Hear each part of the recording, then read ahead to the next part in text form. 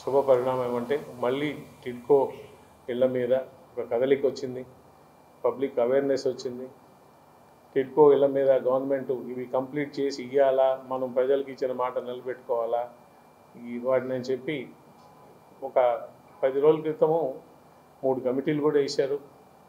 ఆ కమిటీలు ఏంటంటే, ఒకటి ఈ లబ్ధిదారుల గురించి, ఒరిజినల్ లబ్ధిదారులని క్యాన్సిల్ చేసి ఫ్రెష్గా లబ్ధిదారులను ఇచ్చినారు, అది ఎందువల్ల చేయాల్సి వచ్చింది, దాని కారణాలు ఏంటి, ఇప్పుడు ఇచ్చిన లబ్ధిదారులంతా కూడా జెన్యూనా కాదా అని ఎగ్జామిన్ చేయడానికి ఒక కమిటీ వేశారు. అలాగే ఇన్నేళ్ళు కట్టిన తర్వాత వాటిని అట్నే వదిలేసిన వల్ల ఆ ఇల్లు నివాస యోగ్యమా కాదా, టెక్నికల్గా వాటికి ఏమైనా ప్రాబ్లం ఉన్నదా అని చూడడానికి టెక్నికల్ కమిటీ ఒకటి. అలాగే ఫైనాన్షియల్ కమిటీ, మనకు ఎంత అప్పులు ఉన్నాయి, ఎవరైతే కాంట్రాక్టర్స్ ఉన్నారో వాళ్ళకి బిల్లులు చెల్లించలేదు, కాంట్రాక్టర్స్ని కూడా అట్లే వాళ్ళ బిల్లులు కూడా ఆపి కూర్చోన్నారు పనిచేసిన వాళ్ళవి. సో వాళ్ళకి ఎంత ఇవ్వాలా, మనకు మొత్తం మన గవర్నమెంట్ మీద ఎంత లైబిలిటీ ఉన్నది అని చూడడానికి అదొక కమిటీ. ఇలా 3 విధాల కమిటీలు వేసి 3 కమిటీలు వేసి ఒక 2-3 నెలల్లో ఆ కమిటీ రిపోర్ట్ కూడా వస్తుంది. సో ఆ విధంగా కూడా ముందరకు తీసుకోబోతున్నారు. మేము టిడ్కో ఏదైతే ఈ కాలనీస్ తిరిగామో అక్కడ మాకు ఎదురైన కొన్ని సమస్యల్ని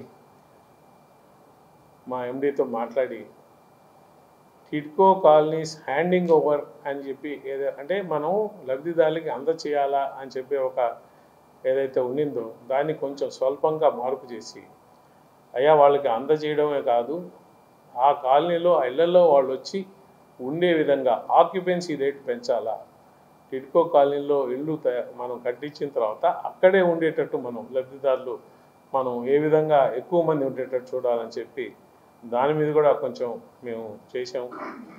ఆ భాగంలో లా అండ్ ఆర్డర్ అనేది ఒక ఇష్యూ వచ్చినప్పుడు హోమ్ మినిస్టర్ గారి దగ్గరికి వెళ్ళి ఒక రిప్రజెంటేషన్ ఇచ్చాం.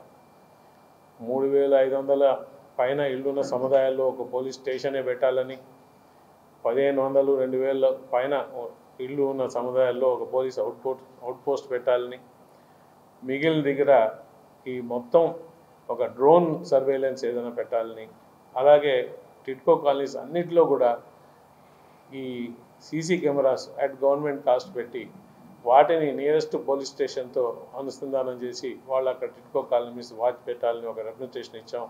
దాన్ని ఆమె ఇమ్మీడియట్గా కూడా యాక్సెప్ట్ చేసి డీజీపీ గారికి ప్రపోజల్ పెట్టి అతి త్వరలో మీకు అది శాంక్షన్ చేస్తామని చెప్పారు. అలాగే మా Nadendla Manohar civil supplies minister గారి దగ్గరికి వెళ్ళాం. నాదెండ్ల మనోహర్ గారి దగ్గరికి వెళ్ళి టిడ్కో కాలనీస్లో ఫేర్ ప్రైస్ షాప్స్ కావాలా, అక్కడ కాలనీలో కొంచెం దూరంగా ఉంటున్నాయి, నిత్యావసరాల కోసం కూడా బయటికి పోవాల్సింటే కొంచెం కష్టంగా ఉందంటే వారు ఇమీడియట్గా రెస్పాండ్ అయ్యి జనవరిలో కొత్తగా మనం ఫేర్ ప్రైస్ షాప్స్ ఇవ్వబోతున్నాం, ఒక అసెస్మెంటు ఎన్ని ఫేర్ ప్రైస్ షాప్స్ ఎంతమంది ఉన్నారు ఇస్తే మేము శాంక్షన్ చేస్తామని జరిగింది. అలాగే ఒక లోకేష్ గారి దీని కింద ఒక సీడాప్ అని స్కిల్ డెవలప్మెంట్ దాని కింద కూడా ఒక ప్రపోజల్ వచ్చింది.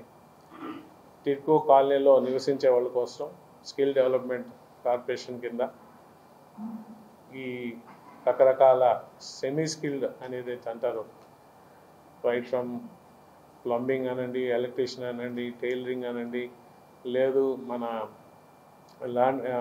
లాండ్రీ, లేదు మెకానిక్స్, ఇటువంటివన్నీ కూడా ట్రైన్ చేసి ఆ సముదాయాల్లోనే వాళ్ళు అక్కడ పనిచేసుకోవడానికి వాళ్ళకి స్థలాలు కట్టి ఇచ్చి వాళ్ళకి హ్యాండ్ ఓవర్ చేసి అక్కడి నుంచి వాళ్ళు వ్యాపారం చేసుకునే విధంగా చేయాలని చెప్పి ఒక ప్రపోజల్ పెట్టారు. దాన్ని కూడా ఇమ్మీడియట్గా అమలు చేయమని చెప్పి మంత్రి గారు చెప్పారు.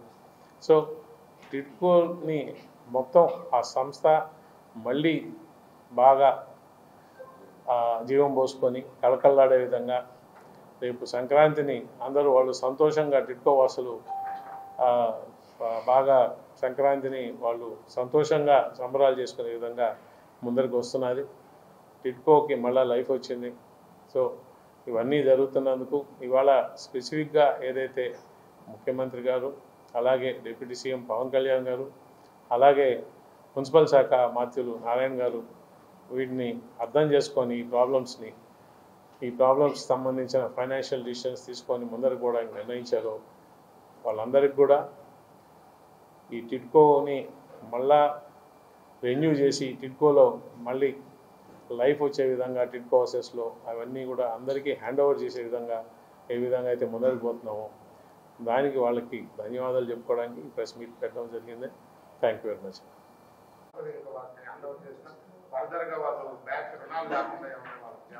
అంటే 2 రకాలండి. పోయినసారి గవర్నమెంట్ ఏం చేసిందంటే 300 చదరపు అడుగులు వాళ్ళకి మీరు కట్టపలేదు, 2,65,000 ఏదైతే ఉన్నదో అది మీరు కట్టపలేదని చెప్పింది. సో దాని మీద మనం నిర్ణయం ఏం తీసుకోలేదు.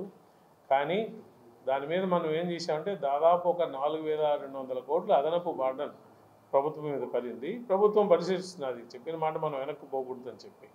ఇప్పుడు మనం 102 కోట్లు ఏదైతే కట్టామో అది ఈఎంఐలు సెప్టెంబర్ 31, 2024 దాకా వచ్చే ఈఎంఐలు. మెయిన్గా ఎవరికంటే 365 వాళ్ళకైతే తీయలేదు కదా, అది వాళ్ళే కట్టుకోవాలి. గవర్నమెంట్ ఓన్లీ 300 చదరపు అడుగుల వాళ్ళకి చెప్పింది. 365 చదరపు అడుగులు, తర్వాత 430 డబుల్ బెడ్రూమ్ హౌసెస్ వాళ్ళకి వాళ్ళ పేరు మీద లోన్లు తీసుకొని వాళ్ళకి ఇల్లు ఇలేదు, బట్ లోన్లు మళ్ళీ ఇవాళ కట్టుకునే పరిస్థితి వచ్చింది ఈఎంఐలు కాబట్టి వాళ్ళ తరఫున ఈ సెప్టెంబర్ 30, 2024 దాకా 102 కోట్లు ఉంటే అది కట్టడానికి ప్రభుత్వం నిర్ణయించుకుంది. బట్ అదే పెద్ద రిలీఫ్. ఎందుకంటే ఎక్కడ పోయినా కూడా ముఖ్యంగా ప్రజలు ఇదే చెప్తున్నారు, సార్ మేము లోన్ మాకు డబ్బులు మా పేరు మీద డ్రా చేశారు, మాకు ఇల్లు లేదు, మేము బయట ఉంటున్నాం, ఆ బాడీకి కట్టుకుంటున్నాం, ₹1,00,000 కట్టింది దానికి ఇంట్రెస్ట్ కట్టుకుంటున్నాం, ఈఎంఐలు కట్టమని మమ్మల్ని బ్యాంకులు చంపుతున్నారు, బెదిరిస్తున్నారు చెప్పి. సో వీటి దృష్టిలో మనం ఇవాళ 102 కోట్లు బ్యాంకు కట్టడానికి నిర్ణయించింది. అది కాకుండా ఈ జూన్ 12 కల్లా 1,02,000 ఇల్లు ఇచ్చి, మెయిన్గా ఆ ఇల్లు కూడా ఏంటి, ఈ 430 చదరపు అడుగులు ఒకటి, 365 చదరపు అడుగులు, వాటిని కంప్లీట్ చేసి ఇవ్వాలని చెప్పి మనం ఒక ముఖ్యమైన నిర్ణయం తీసుకోవడం జరిగింది.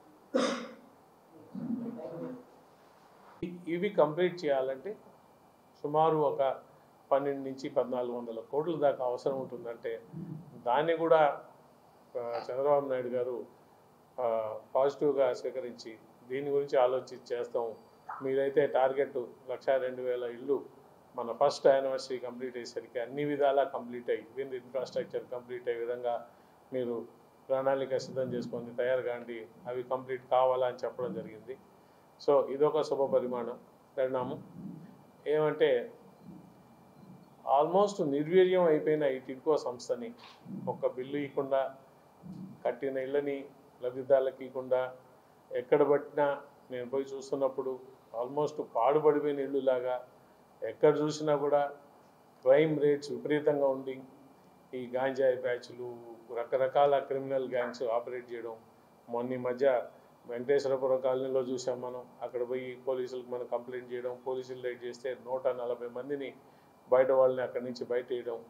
ఈ విధంగా అన్ని కాలనీల్లో కూడా ఒక మంచి ఆశయంతో మొదలుపెట్టిన ఈ టిడ్కో ఇళ్ళని క్రిందటి ప్రభుత్వం ఒక దుర్మార్గపు ఆలోచనతో, తెలుగుదేశం ప్రభుత్వానికి మంచి పేరు వస్తుంది ఇంత మంచి ఇళ్ళు కట్టించిస్తే అని అది ఒక ఏం చెప్పాలంటే వికృతమైన ఆలోచనతో ఆ ఇళ్ళని, తయారైన ఇళ్ళని కూడా ఎవరికి ఇవ్వకుండా వాటిని ఒక రకంగా నిర్వీర్యం చేసే పరిస్థితి వచ్చింది.